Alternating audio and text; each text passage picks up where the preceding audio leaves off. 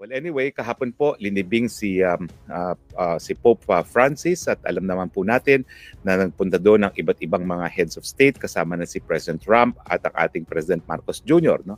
Well, ang nakita ko pong video pa ng isang American na news company na wala lang, hindi pinansin ni Trump si Marcos Jr. No?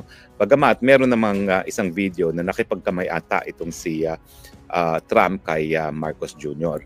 Ewan ko kung sapat na yan na para sabihin tagumpay yung kanyang pagpupunta doon sa Vatican, no, sa paglilibing kay Pope Francis, no, pero hanggang kamay lang ang nakuha ni Marcos Jr. At syempre, kung siya na may umaasa pa na mas marami pang pwedeng mangyari dyan sa libing na yan, libing nga yan, no? Kaya siya narariyan dahil nga nakikipaglibing doon sa Santo Papa na kinikilalang pinuno ng Estado ng Vatican at syempre siya ay kinikilala rin na pangunahang disipulo ng simbahang Katolika dito sa mundong ito. No? Now, kakatapos lang po ng mahal na araw, no? At alam naman po natin na itong si San Pedro ay isang pinakamalipit na disipulo ng Panginoon. Bagamat nung panahon na bago ipako sa krus ang Kristo, 3 beses niya na itinanggi ang ating Panginoon. No? Pero syempre alam naman natin nang matapos na magkaroon ng Pasko ng Pagkabuhay ay muli niyang kinausap ang San Pedro at palagi niyang sinasabing peace be with you kay San Pedro. No? Anyway, ang leksyon po ni Marcos Jr. dyan sa pagpunta sa libing ni Pope Francis ay kung ang ninanais niya ay mas malapit na relasyon kay President Trump, mukhang nahirapan siya. Kasi syempre, star-studded din yung pagtitipon na yun. At syempre, alam naman natin na ang talagang malapit na kaibigan ni President Trump ay itong si Presidente Duterte. Pero hanggang ngayon po, tayo nag-aantay kung ano maging reaksyon ni President Trump dito nga sa ginawa ng Administrasyong Marcos na kinidnap at pinadala dito sa The Hague ang ating mahal na Presidente Duterte. O nga pala po, kahapon nagkaroon nga po ng pagtitipon sa park sa okasyon ng King's birthday dito sa Netherlands. At ang mga Pilipino po, hindi lang sila nag-celebrate ng King's birthday, kundi nag-celebrate din sila nung We Stand with President Duterte. At ngayong hapon po, pagkatapos itong live natin, papunta na naman tayo doon sa tinatawag na Duterte Park upang halubilo sa mga Pilipino na nagbibigay respeto kay Tatay Digong. Hindi sila nakikita, hindi po kami makikita, pero yung presensya namin ay sapat na para iparating kita Tatay Digong na hindi siya nag-iisa at wala talagang iwanan. Okay? So mamaya-maya lang po siguro magla-live tayo muli sa Duterte Park. Hindi po inaasahan na dumating muli si Pulong Duterte doon kasi ang bisita ng pamilya is every Tuesday and every Friday. Bagamat yung ibang mga preso doon ay every Sunday lang ang bisita and it is designated as a family day.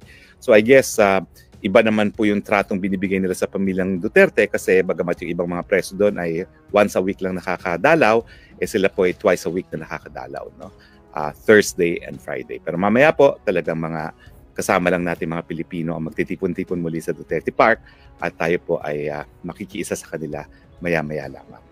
Well, anyway, ano pa ba ang mga pangyayari sa Pilipinas, no? Well, eleksyon na po, ayan na naman, nandyan po mga pangako. At ang napapansin natin dito sa eleksyon nito, isa-isang nawawala ang mga miyembro ng alyansa. Ang huling balita ko po, ini-endorso na rin ni Manny Pacquiao yung mga kandidato ng alyansa. Matapos po nga na in-endorso ni Inday Sara itong si Amy Marcos at saka si Camille Villar. At ito naman daw pong Manny Pacquiao, ini-endorso na yung ilang mga kandidato ng Duterte. No?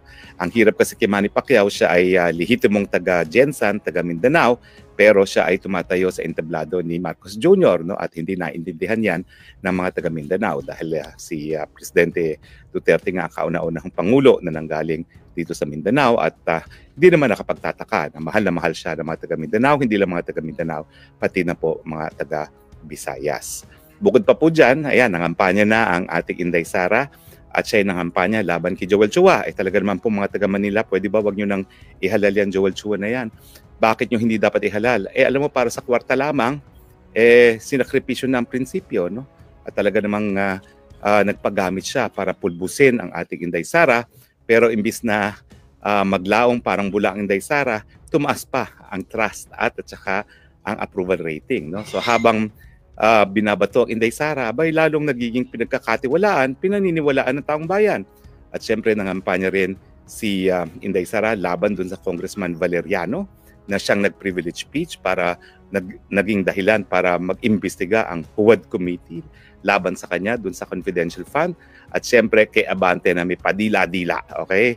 At ako naman po nananawagan sa mga butante ng Maynila, huwag nyo na pong iboto Valeriano, ang Joel Chua at ang Abante dahil kinakailangan po natin taong mga may prinsipyo, tao na hindi binibenta ang kaluluwa sa mga tambaluslos at kinakailangan po natin yung maninindigan at itataguyod yung mandato, malinaw na mandato na binigay ng taong bayan kay VP Sara na mas marami pa sa mandatong binigay kay Marcos Jr. At huwag niyo pong kakalimutan na hindi naman mananalo yung Marcos Jr. yan kung hindi naman kinampanya ni Inday Sara Duterte.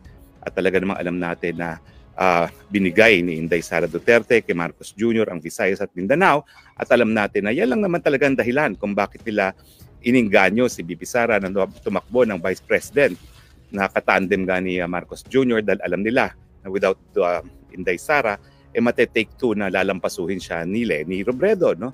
At matapos na makuha na nila kinakailangan nila, ayan na, sinimulan ng paninira kay Inday Sara dahil insecure nga sila. Ang gusto nila ay Marcos forever at ganitong kaaga pa lang, gusto na nilang talagang pulbusin ang kanilang magiging katunggali sa 2028. Pero opposite po ang nangyari, lalong pinagkakatiwalaan, lalo naman pong ina-approve ng taong bayan ang performance ni Inday Sara Duterte, lalong-lalo na matapos na kinidnap ang kanyang ama papunta dito sa Dahig at yung pinakita niyang dedikasyon bilang isang anak sa kanyang ama. Bagamat alam naman natin na sa pamilyang Duterte, matagal nang nagkaroon ng annulment sa panig ng nanay at ang tatay ni VP Sara, ginawa pa rin niya ang kanyang obligasyon bilang isang anak na babae, panganay na anak babae, para talagang asikasuhin muna yung mga pangangailangan ng kanyang ama dito sa Dahig. At talagang yan ang dahilan po kung bakit pinagkatiwalaan at binigyan ng napakataas na approval rating ang Inday Sara Duterte. So anyway, yan po mga pangyayari sa linggong ito. It is now the 46 days since kinulong ang Tatay Digong. Ang tanong ko lang po, hanggang kailan kaya makukulong ang Tatay Digong? At mukhang napakatagal na itong 46 days na wala pa tayong kahit anong remedyo na inasasampa para kay Tatay Digong. Pero anyway, ako naman po nakipag-usap na kay Congressman Pulong at ang sabi ko ay may mga alternatibong mga remedyo kasi tingin ko nga hindi remedyo itong mangyayari sa ICC dahil if you go by the ICC past decisions, wala silang pakialam kung paano nakuha ang jurisdiction ng isang akusadong importante ay mabigyan daw siya ng isang patas na pagdinig. No?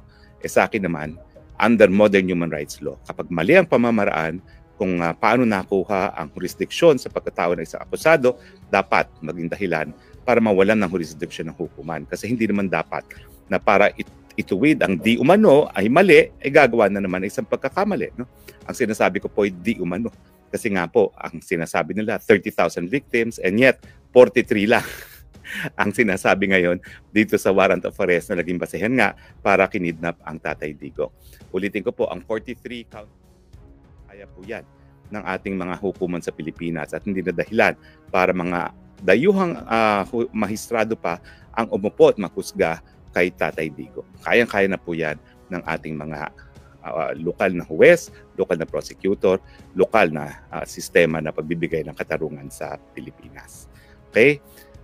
Anyway, maraming salamat po sa inyong patuloy na pagtangkilik. Muli po, kami po ay nakikiramay dun sa at least siyam na pumanaw na dahil po dyan sa insidente sa Vancouver. Sana po ay mabigyan sila ng mabilis na katarungan at dun sa iba pang nasugatan at pinagdadasal namin na hindi pa po madadagdagan ng hanay ng mga nasawi dahil dyan sa karumaduman na insidente sa Vancouver. At hindi po talaga natin maintindihan bakit nangyari itong bagay neto. Ang sinasabi lang ng news reports ay wala sa tamang pag-iisip. No? Kaya nga po, yan po talaga ang mga nangyayari kapag mayroong mga wala sa tamang pag-iisip.